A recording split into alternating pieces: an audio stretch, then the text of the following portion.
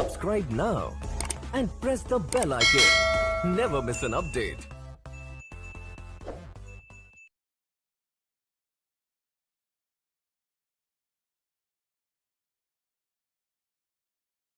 Hi students, welcome to accounting class. അപ്പോൾ നമ്മുടെ commerce തിരഞ്ഞെടുത്ത വിദ്യാർത്ഥികളാണ് നമ്മൾ എല്ലാവരും. അപ്പോൾ കൊമേഴ്സ് തിരഞ്ഞെടുക്കാനുള്ള കാരണം പല ആൾക്കാർക്കും പല കാരണങ്ങളായിരിക്കും. എന്തായാലും നമ്മളുടെ ഈ കൊമേഴ്സ് എന്ന് പറഞ്ഞ ഗ്രൂപ്പിലുള്ള ഏറ്റവും പ്രധാനപ്പെട്ട രണ്ട് സബ്ജക്റ്റാണ് ബിസിനസ് സ്റ്റഡീസും അതുപോലെ തന്നെ അക്കൗണ്ടൻസി. അപ്പൊ നമ്മള് അക്കൗണ്ടൻസിയാണ് നമ്മൾ ഈ ഒരു വീഡിയോയിൽ പറയുന്നത്. എന്താണ് അക്കൗണ്ടൻസി എന്നുള്ളതാണ് നമ്മൾ പറയുന്നത്. നമുക്കറിയാം നമ്മളുടെ ഈ കൊമേഴ്സ് തിരഞ്ഞെടുക്കാനുള്ള കാരണം പല ആളുകൾക്കും പലതായിരിക്കും. ചില ആളുകൾക്ക് എന്തായിരിക്കും വലിയ ബിസിനസ്മാൻ ആവാനുള്ള ആഗ്രഹം ഉണ്ടാവും. അതല്ലെങ്കിൽ ചില ആളുകൾക്ക് അക്കൗണ്ടന്റ് ആയിട്ട് വർക്ക് ചെയ്യാനുള്ള ആഗ്രഹം കൊണ്ടായിരിക്കും നമ്മൾ ഈ കൊമേഴ്സ് തിരഞ്ഞെടുക്കാനുള്ള കാരണം. അപ്പൊ ബിസിനസ് എന്ന് പറഞ്ഞാൽ നമുക്കറിയാം നമ്മുടെ ചുറ്റുപാടും ഒരുപാട് ബിസിനസ് സ്ഥാപനങ്ങൾ പ്രവർത്തിക്കുന്നുണ്ട്. അപ്പൊ ഈ ഒരു ബിസിനസ് സ്ഥാപനങ്ങളുടെ ഒക്കെ ലക്ഷ്യം എന്ന് പറയുന്നത് എന്താണ്? അവർക്ക് മാക്സിമം പ്രോഫിറ്റ് ഉണ്ടാക്കുക എന്നുള്ളതാണ് ഓരോ ബിസിനസ് സ്ഥാപനത്തിന്റെയും ലക്ഷ്യം. അത് നമുക്ക് എല്ലാവർക്കും അറിയുന്നതാണ്. ഏതൊരാൾ ബിസിനസ് തുടങ്ങുന്നത് അയാൾക്ക് പ്രോഫിറ്റ് ഉണ്ടാക്കാൻ വേണ്ടി മാത്രമാണ്, അല്ലെ? അപ്പൊ ഇങ്ങനെ ഒരു സ്ഥാപനം ഇങ്ങനെ പ്രോഫിറ്റ് ഉണ്ടാക്കാൻ വേണ്ടി ചെയ്യുന്ന ഒരു സ്ഥാപനത്തിന് എന്തറിയണം? ഒരു നിശ്ചിത പീരീഡ് കാരണം അല്ലെങ്കിൽ ഒരു വർഷം കഴിഞ്ഞാൽ അല്ലെങ്കിൽ ഒരു പീരീഡ് കഴിഞ്ഞാൽ അവർക്ക് എന്തറിയണം? അവരുടെ ആ ബിസിനസ്സിന് ലാഭമാണോ നഷ്ടമാണോ അല്ലെങ്കിൽ അവിടെയുള്ള എക്കണോമിക് ആക്ടിവിറ്റീസ് എന്തൊക്കെയാണ്, അവരുടെ എക്കണോമിക് പ്രവർത്തനങ്ങൾ എന്തൊക്കെയാണെന്ന് അവർക്ക് അറിയാനുള്ള ആഗ്രഹം ഉണ്ടാവും.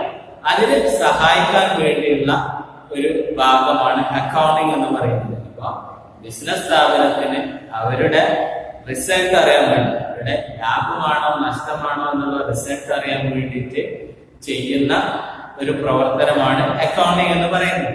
അതിനെ കുറിച്ച് പഠിക്കുന്ന സബ്ജക്റ്റ് ആണ് അക്കൗണ്ടൻസി എന്ന് പറയുന്നത്. സിമ്പിൾ ആയിട്ട് പറയുകയാണെങ്കിൽ accounting is the language of business.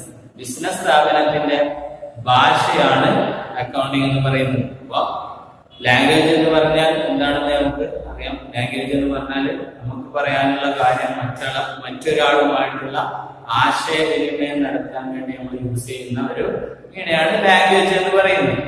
അപ്പൊ എന്താണോ നമുക്ക് പറയാനുള്ളത് അത് നമ്മൾ കേൾക്കാൻ ആഗ്രഹിക്കുന്ന വ്യക്തിയിലേക്ക് കൈമാറുന്ന ആ പ്രോസസ്സിനെയാണ് നമ്മൾ ലാംഗ്വേജ് എന്ന് പറയുന്നത്. ഒരു ബിസിനസ് സ്ഥാപനത്തിന്റെ ലാംഗ്വേജ് ആണ് അക്കൗണ്ടിങ് എന്ന് പറയുമ്പോൾ ആ ബിസിനസ് സ്ഥാപനത്തിന് എന്താണോ അവരുടെ യൂസേഴ്സിന് അതിന്റെ റിസൾട്ട്, അത് ബിസിനസ് സ്ഥാപനം പറയുന്നത് കേൾക്കാൻ ആഗ്രഹമുള്ള ഗ്രൂപ്പിനെ എന്താണോ അറിയേണ്ടത് അത് അവരുമായിട്ട് ആശയവിനിമയം നടത്താൻ വേണ്ടിയിട്ട് യൂസ് ചെയ്യുന്ന ഒരു സംഭവമാണ് അക്കൗണ്ടിങ് എന്ന് പറയുന്നത്. അതുകൊണ്ട് തന്നെയാണ് അക്കൗണ്ടിങ് എന്ന് പറയുന്നത് accounting is the language of business എന്ന് പറയുന്നത്. അക്കൗണ്ടിങ് എന്ന് പറഞ്ഞാൽ ഒരു ബിസിനസ് സ്ഥാപനത്തിന്റെ ഭാഷയാണ് എന്ന് പറയാനുള്ള കാരണം ഇത് തന്നെയാണ്. ഒരു ബിസിനസ് സ്ഥാപനത്തിൽ നടക്കുന്ന പ്രവർത്തനങ്ങളുടെ വിശകലനം അല്ലെങ്കിൽ അതിന്റെ കൺക്ലൂഷൻ മറ്റൊരാൾക്ക് അതിന്റെ പ്രവർത്തനം അറിയാൻ ആഗ്രഹമുള്ള വ്യക്തികൾക്ക് പ്രൊവൈഡ് ചെയ്യുന്ന ഒരു പ്രോസസ്സാണ് എന്ത് അക്കൗണ്ടിങ് എന്ന് പറയുന്നത്. അതുകൊണ്ടാണ് ഇതിനെ ലാംഗ്വേജ് എന്ന് പറയുന്നത്. ഏതൊരു ബിസിനസ് നടത്തുന്ന ഒരു ബിസിനസ് സ്ഥാപനം നടത്തുന്ന ബിസിനസ്മാനും ആഗ്രഹമുള്ളൊരു സംഭവമാണ് അവരുടെ റിസൾട്ട് അറിയുക എന്നുള്ളത്. ബിസിനസിന്റെ റിസൾട്ട് അറിയുക എന്നുള്ളത്. ബിസിനസിന്റെ റിസൾട്ട് എന്ന് പറഞ്ഞാൽ പ്രോഫിറ്റ് ഓർ ലോസ്. ബിസിനസ് സ്ഥാപനം നഷ്ടത്തിലാണോ അതല്ലെങ്കിൽ ലാഭത്തിലാണോ എന്ന് ഓരോ ബിസിനസ്മാനും അറിയാനുള്ള ആഗ്രഹം ഉണ്ടാവും. അത് അറിയാൻ വേണ്ടി സഹായിക്കുന്ന ഒരു ഭാഗമാണ് അക്കൗണ്ടിങ് എന്ന് പറയുന്നത്. അപ്പൊ അതിനെ കുറിച്ചാണ് നമ്മൾ ഈ ഒരു ക്ലാസ്സിൽ നമ്മൾ ചർച്ച ചെയ്യുന്നത്. അപ്പൊ ആദ്യം നമുക്ക് എന്ത് ചെയ്യാം? അതിന്റെ ഇൻട്രൊഡക്ഷൻ, എന്ന് മുതലാണ് ഈ അക്കൗണ്ടിങ് ഒക്കെ യൂസ് ചെയ്യാൻ തുടങ്ങിയത്, എങ്ങനെയാണ് ഈ അക്കൗണ്ടിങ് ഒക്കെ യൂസ് ചെയ്യാൻ തുടങ്ങിയത് എന്നതിനെ കുറിച്ച് ആദ്യം നമുക്ക് പറയാം. അപ്പൊ വർഷങ്ങൾക്ക് മുമ്പ് തന്നെ എന്ത് ചെയ്യുന്നുണ്ട്? പല ആൾക്കാരും പല രീതിയിൽ എന്ത് ചെയ്യുന്നുണ്ട്? ഈ ഒരു കണക്ക് രേഖപ്പെടുത്തുന്നുണ്ട്. അതായത് ആ സ്ഥാപനങ്ങളിലെ അവരുടെ കച്ചവടങ്ങളിലുള്ള വരവ് ചെലവ് കണക്കുകളൊക്കെ എന്ത് ചെയ്യുന്നുണ്ട്? പല വർഷങ്ങൾക്ക് മുൻപ് തന്നെ പല രീതിയിൽ ചെയ്തിരുന്നു എന്നാണ് പറയപ്പെടുന്നത്. ഇന്ത്യയിലാണെങ്കിൽ കൗടില്യ എന്ന് പറയുന്ന ഒരാളുടെ ഒരു പുസ്തകമുണ്ട്, അർത്ഥശാസ്ത്ര എന്ന് പറഞ്ഞിട്ടുള്ള ഒരു പുസ്തകമുണ്ട്. അതിൽ എക്കണോമിക്സും അതേപോലെ പൊളിറ്റിക്കൽ സയൻസും ആണ് കൂടുതലായിട്ട് പറയുന്നത്. എന്നാൽ പോലും അതിന്റെ ചില ഭാഗത്ത് എന്ത് ചെയ്യുന്നുണ്ട്, നമ്മുടെ ഈ ഒരു അക്കൗണ്ടിങ്ങിനെ കുറിച്ച് ഒരു ചെറിയ രീതിയിലുള്ള വിവരം നടത്തുന്നുണ്ട്. അത് വർഷങ്ങൾക്ക് മുമ്പ് തന്നെ ഇന്ത്യയിൽ ഇറങ്ങിയിട്ടുള്ള ഒരു പുസ്തകമാണ് അർത്ഥശാസ്ത്രം എന്ന് പറയുന്നത്. അതിലും ഈ ഒരു അക്കൗണ്ടിങ്ങിനെ കുറിച്ചിട്ടൊക്കെ പറഞ്ഞിട്ടുണ്ട് എന്നുള്ളതാണ് പറയപ്പെടുന്നത്. എന്നാൽ മോഡേൺ അക്കൗണ്ടിങ്ങിനെ കുറിച്ച് അല്ലെങ്കിൽ മോഡേൺ അക്കൗണ്ടിങ് എന്താണെന്നതിനെ കുറിച്ച് ആദ്യമായിട്ട് ഒരു പുസ്തകത്തിലൂടെ ലോകത്തിന് പരിചയപ്പെടുത്തിയ ഒരാളാണ് ലൂക്കാ പാസിയോളി എന്ന് പറയുന്ന ഒരു വ്യക്തി. അയാളുടെ ഒരു ബുക്ക് പുറത്തിറക്കി. Double entry system of accounting എന്ന് പറഞ്ഞിട്ടുള്ള ഒരു പുസ്തകം തയ്യാറാക്കി. അയാൾ എന്ത് ചെയ്തു, 1494 അയാൾ എന്ത് ചെയ്തു, പുറത്തിറക്കി. അതിലാണ് മോഡേൺ അക്കൗണ്ടിങ്ങിനെ കുറിച്ചുള്ള ഒരുവിധം എല്ലാ കാര്യങ്ങളും ഉൾപ്പെടുത്തിയിട്ടുള്ളത്. അല്ലെങ്കിൽ ആദ്യമായിട്ട് ലോകത്തിന് മോഡേൺ അക്കൗണ്ടിങ്ങിനെ കുറിച്ച് പരിചയപ്പെടുത്തുന്ന ഒരു പുസ്തകമാണ് double entry system of accounting എന്ന് പറയുന്നത്. ഈ ആളുടെ പേര് ലൂക്കാ പാസിയോളി എന്ന് പറഞ്ഞിട്ടുള്ള ഒരാളാണ്. അയാളൊരു ഇറ്റലിയിൽ ജനിച്ച ഒരു മാത്തമാറ്റീഷ്യനാണ് ഈ ലൂക്കാ പാസിയോളി എന്ന് പറയുന്നത്. അയാളുടെ ബുക്കിലാണ് ആദ്യമായിട്ട് double entry system of accounting എന്ന് പറഞ്ഞിട്ടുള്ള ബുക്കിലാണ് ആദ്യമായിട്ട് മോഡേൺ അക്കൗണ്ടിങ്ങിനെ കുറിച്ചൊക്കെ പറയുന്നത്. അതുകൊണ്ട് തന്നെയാണ് ഈ ഒരു ലൂക്കാ പാസിയോളി എന്ന് പറഞ്ഞ വ്യക്തിയാണ് നമ്മൾ അക്കൗണ്ടിങ്ങിന്റെ ഫാദർ ഓഫ് അക്കൗണ്ടിങ് ആയിട്ട് അറിയപ്പെടുന്നത്. അപ്പൊ ഫാദർ ഓഫ് അക്കൗണ്ടിങ് എന്ന് പറയുന്നത് ലൂക്കാ പാസിയോളി എന്ന് പറഞ്ഞിട്ടുള്ള ഒരു വ്യക്തിയാണ്. അപ്പൊ ലൂക്കാ പാസിയോളി എന്ന് പറഞ്ഞ ഇറ്റലിക്കാരനായിട്ടുള്ള ഒരു വ്യക്തി, അയാളെ പുസ്തകം 1494 പുറത്തിറക്കുകയുണ്ടായി. Double entry system of accounting എന്ന് പറഞ്ഞിട്ടുള്ള ഒരു പുസ്തകം. ആ പുസ്തകത്തിലാണ് മോഡേൺ അക്കൗണ്ടിങ്ങിന്റെ പ്രവർത്തനങ്ങളും അതിനെ കുറിച്ചിട്ടുള്ള കാര്യങ്ങളും വിശദമായിട്ട് പറയുന്നത്. അതുകൊണ്ട് തന്നെയാണ് നമ്മൾ എന്ത് ചെയ്യുന്നത്, ലൂക്കാ പാസിയോളി എന്ന് പറയുന്ന ഒരു വ്യക്തിയെ അക്കൗണ്ടിങ്ങിന്റെ പിതാവായിട്ട് അറിയപ്പെടുന്നത്. ഇത്രയാണ് അക്കൗണ്ടിങ്ങിന്റെ ഇൻട്രൊഡക്ഷൻ ആയിട്ട് പറയാനുള്ള, അല്ലെങ്കിൽ അതിന്റെ ഹിസ്റ്ററി ആയിട്ട് പറയാനുള്ളത്. ഇനി നമുക്ക് എന്താണ് അക്കൗണ്ടിങ് എന്ന് പറഞ്ഞാൽ നോക്കാം. അപ്പൊ അക്കൗണ്ടിങ് എന്ന് പറഞ്ഞാൽ അതിന്റെ ഡെഫിനിഷൻ ആയിട്ട് പറയുന്നത് AICPA എന്ന് പറയും. AICPA അതായത് American institute of certified public accountant എന്ന് പറഞ്ഞിട്ടുള്ള ഒരു സംഘടന 1941 എന്താണ് അക്കൗണ്ടിങ് എന്ന് പറഞ്ഞതിനെ കുറിച്ചിട്ടുള്ള ഒരു നിർവചനം അല്ലെങ്കിൽ ഒരു ഡെഫിനിഷൻ പുറപ്പെടുവിക്കുകയുണ്ടായി. അവര് അക്കൗണ്ടിങ്ങിനെ കുറിച്ച് ഒരു നിർവചനം രേഖപ്പെടുത്തി. അതാണ് ഇപ്പോൾ നമ്മൾ സ്ഥിരമായിട്ട് യൂസ് ചെയ്യുന്ന അക്കൗണ്ടിങ്ങിന്റെ ഡെഫിനിഷൻ എന്ന് പറയുന്നത്. അപ്പോൾ അക്കൗണ്ടിങ് എന്താണ് എന്ന് ചോദിച്ചാൽ 1941 AICPA എന്ന് പറഞ്ഞിട്ടുള്ള ആ ഇൻസ്റ്റിറ്റ്യൂഷൻ പുറത്തിറക്കിയ ഡെഫിനിഷനാണ് നമ്മൾ സാധാരണയായിട്ട് എല്ലായിടത്തും കണ്ടുവരുന്നത്. അപ്പൊ ഈ ഒരു AICPA എന്താണ് അക്കൗണ്ടിങ്ങിനെ കുറിച്ച് പറഞ്ഞിട്ടുള്ളത് നോക്കാം. Accounting is the art of recording, classifying and summarizing in a significant manner and in terms of money, transactions and events which are in part at least the financial character and interpret the result thereof. എന്നാണ് അവര് അക്കൗണ്ടിങ്ങിനെ കുറിച്ച് പറഞ്ഞിട്ടുള്ള definition. Accounting is the art of recording. Accounting എന്ന് പറഞ്ഞത് എന്താണ്, ഒരു കലയാണ്. എന്താണ് അത്, നമ്മൾ റെക്കോർഡ് ചെയ്യുന്ന ഒരു കലയാണ്. റെക്കോർഡ് ചെയ്തത് മാത്രം പോരെ, classifying and summarizing in a significant manner, ഒരു പ്രത്യേക രീതിയിൽ ബിസിനസ് സ്ഥാപനങ്ങളിൽ നടക്കുന്ന കാര്യങ്ങൾ റെക്കോർഡ് ചെയ്ത് ക്ലാസിഫൈ ചെയ്ത് സമ്മറൈസ് ചെയ്യുന്ന ഒരു കലയെയാണ് നമ്മൾ അക്കൗണ്ടിങ് എന്ന് പറയുന്നത്. And in terms of money, transactions and events which are in part at least the financial character and interpret the result of. അപ്പൊ ആ ഒരു സ്ഥാപനത്തിൽ നടക്കുന്ന സാമ്പത്തികമായിട്ടുള്ള ഇടപാട്, അതായത് ഇൻ ടേംസ് ഓഫ് മണി, അവിടെ നടക്കുന്ന എല്ലാ പ്രവർത്തനങ്ങളും നമ്മൾ മണി മെഷർമെന്റ് ആണ് നടക്കുന്നത്. എല്ലാ പ്രവർത്തനം എന്താണ്, പിന്നെ ക്യാഷ് ആയിട്ടാണ് നമ്മൾ അവിടുത്തെ കാര്യങ്ങളൊക്കെ എഴുതി വെക്കുന്നത്. അങ്ങനെ എഴുതി വെച്ചിട്ട് അതിന്റെ ആവശ്യക്കാർക്ക് കൊടുക്കുക ആൻഡ് അതിനെ കുറിച്ച് വിശകലനം നടത്തുക എന്നുള്ളതാണ് ഈ ഒരു ഡെഫിനിഷനിൽ പറയുന്നത്. Accounting is the art of recording, classifying and summarising in a significant manner and in terms of money, transactions and events which are in part, at least the financial characters and interpret the result thereof.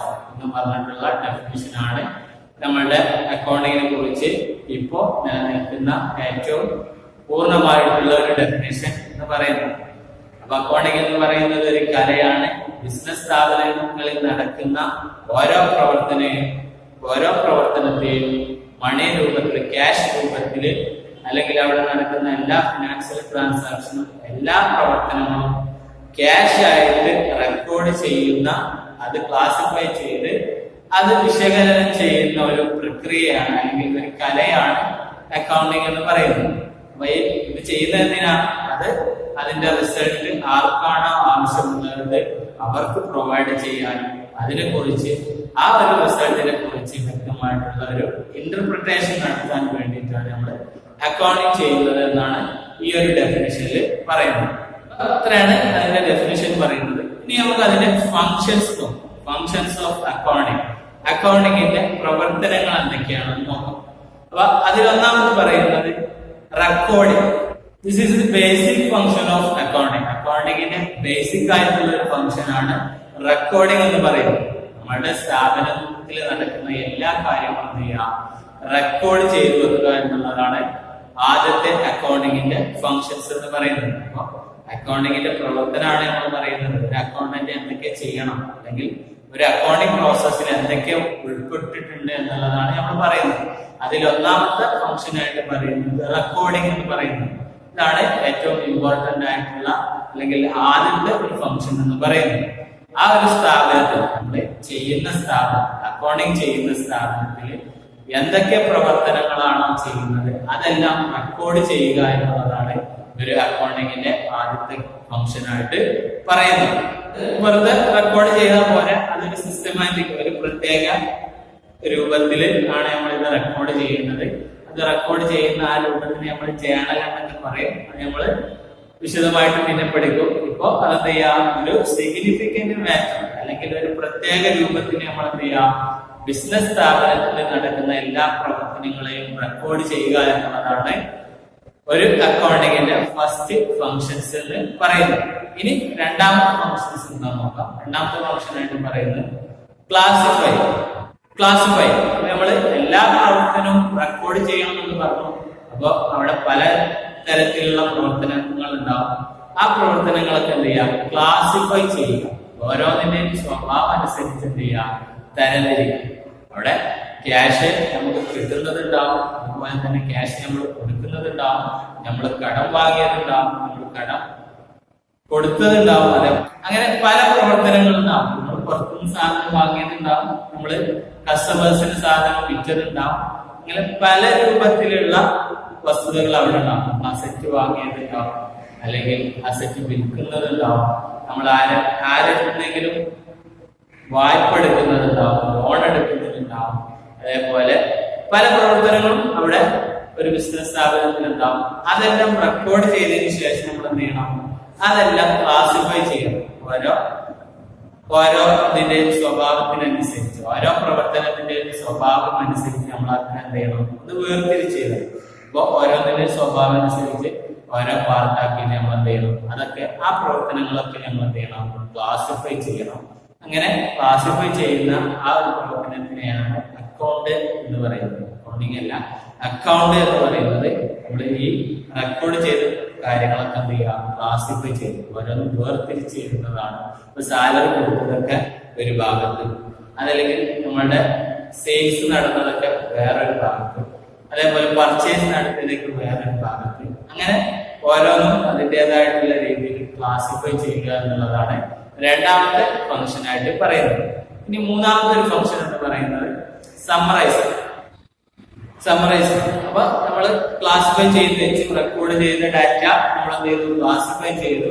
ഇപ്പൊ കുറെ ഒരു സ്ഥാപനത്തിൽ നിന്നുണ്ടാവും ഒരുപാട് sales ഉണ്ടാവും. ഒരു വർഷത്തിനിടയ്ക്ക് തന്നെ ഒരുപാട് sales ഉണ്ടാവും. അത് പെട്ടെന്ന് മനസ്സിലാക്കാൻ പറ്റുന്ന രീതിയിൽ എന്ത് ചെയ്യാം, സമ്മറൈസ് ചെയ്ത് വെക്കുക. അതായത് വർഷത്തിൽ ഇത്ര സെയിൽസ് എന്ന് പറയുമ്പോ ഒരു ദിവസം ഇത്ര സെയിൽസ്, രണ്ടാമത്തെ ദിവസം അങ്ങനെ ആയിരിക്കും അക്കൗണ്ടിൽ കാണുക. അക്കൗണ്ടിൽ ഡേറ്റ് വൈസ് ആണ്, അല്ലെങ്കിൽ ഓരോ ദിവസത്തെയുമാണ് കാണാം. അതൊക്കെ എന്ത് ചെയ്യാം, ഒരു വർഷത്തിൽ ടോട്ടൽ എത്രയാണ് നമ്മളുടെ ആ സ്ഥാപനത്തിൽ നടന്നിട്ടുള്ള സെയിൽസ് എന്ന് പറഞ്ഞിട്ട് സമ്മറൈസ് ചെയ്ത് വെക്കുക. അതായത് പെട്ടെന്ന് മനസ്സിലാക്കാം ഒരു വർഷത്തിൽ നടന്ന ആകെ സെയിൽസ് എത്രയാണ് എന്നുള്ളത് നമുക്ക് പെട്ടെന്ന് മനസ്സിലാക്കാൻ പറ്റുന്ന രീതിയിൽ എന്ത് ചെയ്യാം, അതിനെ സമ്മറൈസ് ചെയ്ത് വെക്കുക. അതിനെ എന്ത് ചെയ്യാം, കൺക്ലൂഡ് ചെയ്ത് വെക്കുക, അല്ലെങ്കിൽ അതിനെ ചുരുക്കി വെക്കുക. ഇപ്പൊ ഒരു സ്ഥാപനത്തിൽ നിന്നുണ്ടാവാം ജനുവരിയിൽ ഇത്ര സെയിൽസ്, അല്ലെങ്കിൽ ജനുവരി 1-ാം തീയതി 2-ാം തീയതി അങ്ങനെ ഓരോ ദിവസവും എന്ത് ചെയ്യും, സെയിൽ നടക്കും. അതൊക്കെ അക്കൗണ്ടിൽ എന്തായിരിക്കും, വിശദമായിട്ട് ഓരോ ഡേറ്റിനനുസരിച്ച് ഉണ്ടായിരിക്കും. അങ്ങനെ നോക്കിയാൽ നമുക്ക് ആ ഒരു വർഷത്തിൽ എത്രയാണ് സെയിൽസ് നടന്നതെന്ന് പെട്ടെന്ന് മനസ്സിലാക്കാൻ കഴിയില്ല. ഇങ്ങനെ മനസ്സിലാക്കാൻ വേണ്ടിയിട്ട് നമ്മൾ എന്ത് ചെയ്യാം, ആ ഒരു പ്രവർത്തനത്തെ, ആ ഒരു സംഭവത്തെ നമ്മൾ എന്ത് ചെയ്യുക, സമ്മറൈസ് ചെയ്ത് വെക്കുക. അല്ലെങ്കിൽ ഇതിനൊക്കെ നമ്മൾ എന്ത് ചെയ്യുക, കൂട്ടി പെട്ടെന്ന് മനസ്സിലാകാൻ ഒരു വർഷത്തിൽ എത്രയാണ് കച്ചവടം നടന്നത്, അല്ലെങ്കിൽ ഒരു വർഷത്തിൽ എത്രയാണ് നമ്മൾ സാലറി കൊടുത്തത് എന്നൊക്കെ പെട്ടെന്ന് അറിയാൻ വേണ്ടിയിട്ടുള്ള രീതിയിൽ നമ്മൾ എന്ത് ചെയ്യാം, അതിനെ സമ്മറൈസ് ചെയ്യുക എന്നുള്ളതാണ് അടുത്തൊരു ഫംഗ്ഷനായിട്ട് പറയുന്നത്. പിന്നെ അടുത്ത 4ാമത്തെ ഫംഗ്ഷനായിട്ട് പറയുന്നത് ഡീൽസ് വിത്ത് ഫിനാൻഷ്യൽ ക്യാരക്ടേഴ്സ്. നമ്മൾ ഡീൽസ് വിത്ത് ഫിനാൻഷ്യൽ ക്യാരക്ടർ എന്താണ്, അക്കൗണ്ടിങ്ങിൽ ഫിനാൻഷ്യൽ ക്യാരക്ടേഴ്സ് മാത്രമേ നമ്മൾ എന്ത് ചെയ്യുന്നുള്ളൂ, ഡീൽ ചെയ്യാം. അപ്പൊ അവിടെ നടക്കുന്ന പ്രവർത്തനങ്ങളെ ഫിനാൻഷ്യൽ അല്ലെങ്കിൽ സാമ്പത്തികമായിട്ടുള്ള ഇടപാടുകൾ മാത്രമാണ് നമ്മൾ റെക്കോർഡ് ചെയ്യുന്നത്. അപ്പൊ ഒരു അക്കൗണ്ടിങ്ങിൽ ഡീൽ ചെയ്യുന്നത് സാമ്പത്തികമായിട്ടുള്ള കാര്യങ്ങളാണ് ഡീൽ ചെയ്യുന്നത്. അപ്പൊ ഒരു സ്ഥാപനത്തിൽ നടക്കുന്ന എല്ലാ കാര്യങ്ങളും നമ്മൾ എന്ത് ചെയ്യും, മണിയിലേക്കാണ് കൺവേർട്ട് ചെയ്യുക, അല്ലെങ്കിൽ ക്യാഷിലേക്ക് കൺവേർട്ട് ചെയ്യും.